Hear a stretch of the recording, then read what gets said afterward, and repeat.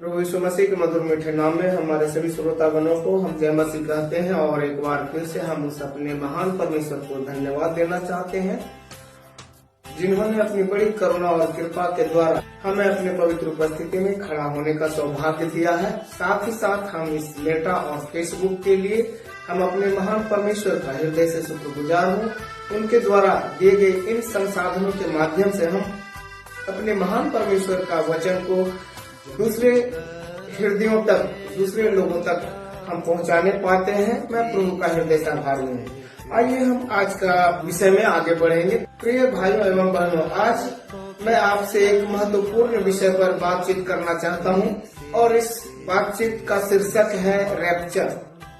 आइए हम इस शीर्षक में जाने से पहले हम परमेश्वर के वचन, उसका पहले थिस्सलुनीकियों की पत्री चैप्टर 4 वर्स 13 to 17 आइए हम आपके लिए पढ़ते हैं। हे भाइयों, हम नहीं चाहते कि तुम उसके विषय में जो सोते हैं अज्ञानी रहो। ऐसा ना हो कि तुम दूसरों के समान शोक करो जिन्हें आशा ही नहीं। क्योंकि यदि हम विश्वास करते हैं कि यीशु मरा और जी भी उठा, तो वैसे ही परमेश्वर उन्हें जो यीशु में सो गए हैं उसी के साथ ले आएगा।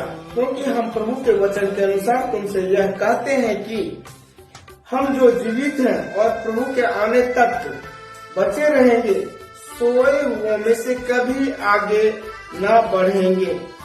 क्योंकि प्रभु आप ही स्वर्ग से उतरेगा। उस समय ललकार और प्रधान दूत का शब्द सुनाई देगा और परमेश्वर की तुरही फूकी जाएगी और जो मसीह में मरे हैं वे पहले जी उठेंगे।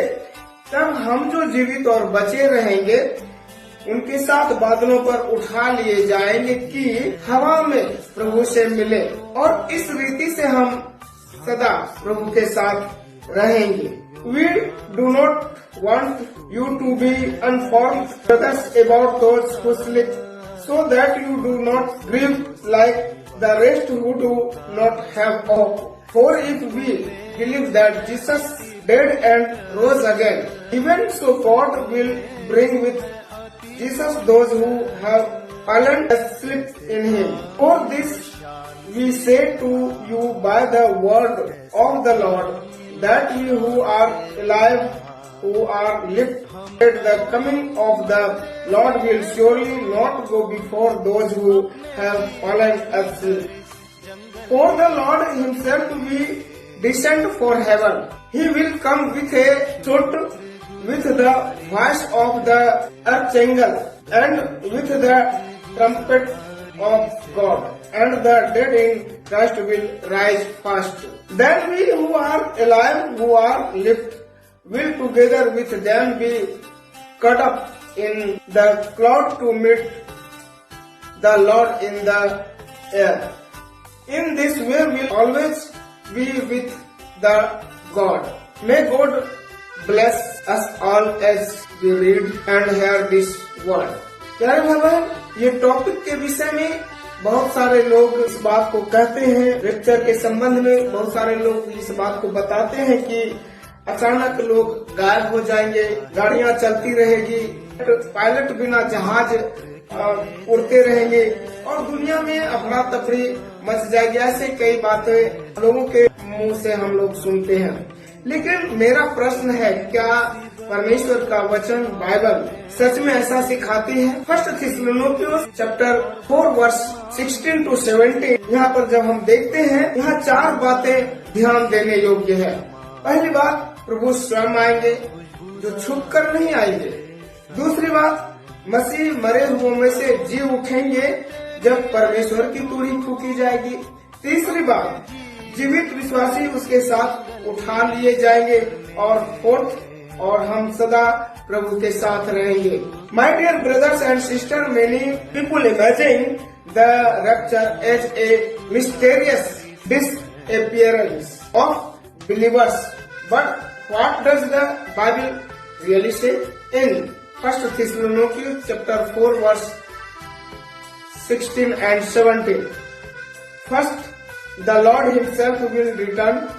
Second, the dead in Christ will rise first. Thirdly, living believers will be caught up together. Fourth, and we will always be with the Lord. The truth is, rapture simply means to be caught up, not a mystical or hidden event.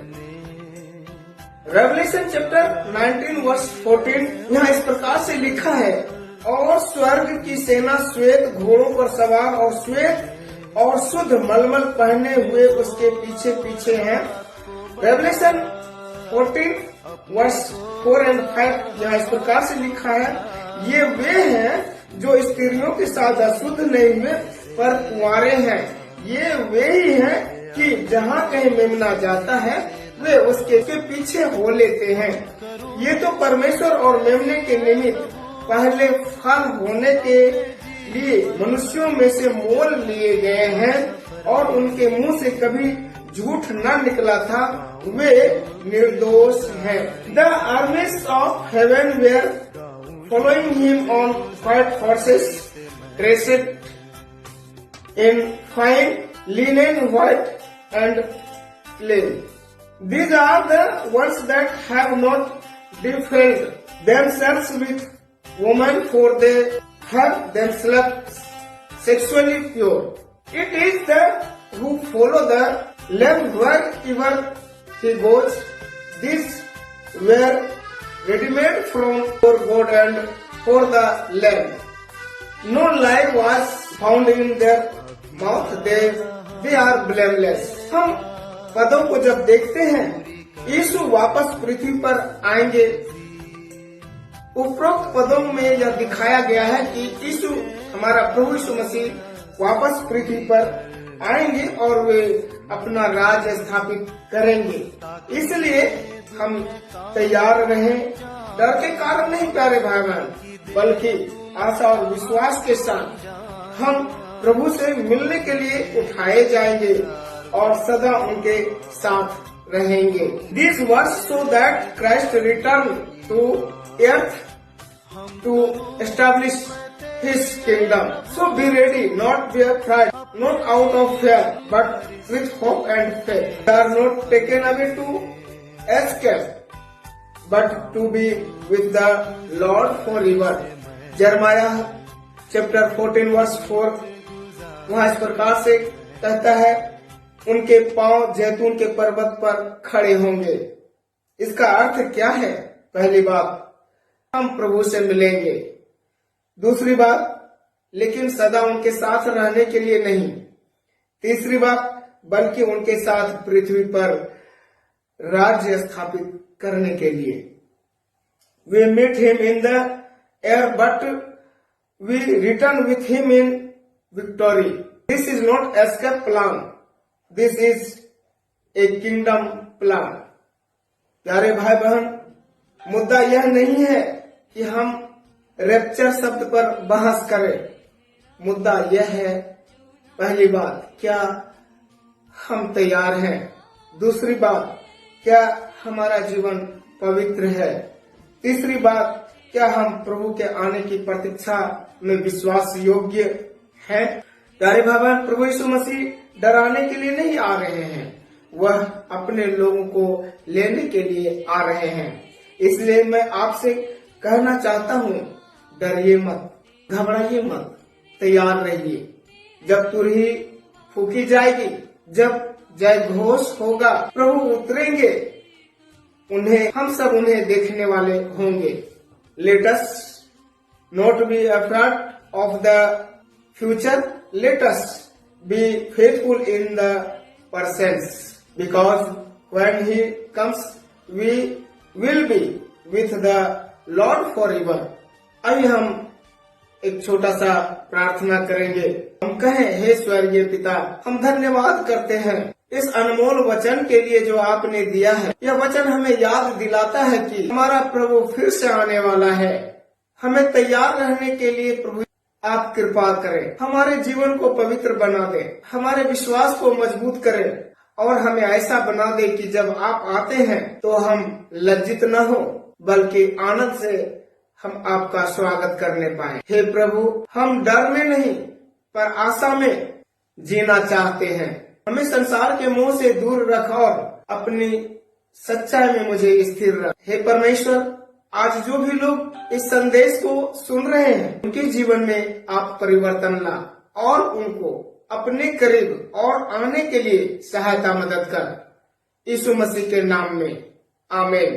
प्यारे भाई बहन, अगर आप विश्वास करते हैं प्रभु यीशु मसीह फिर आएंगे तो कमेंट में लिखें, मैं तैयार हूं।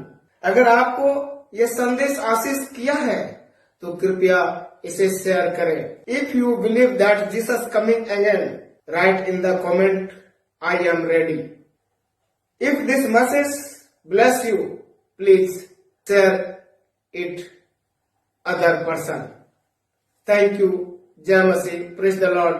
God bless you all of listening this word. Thank you.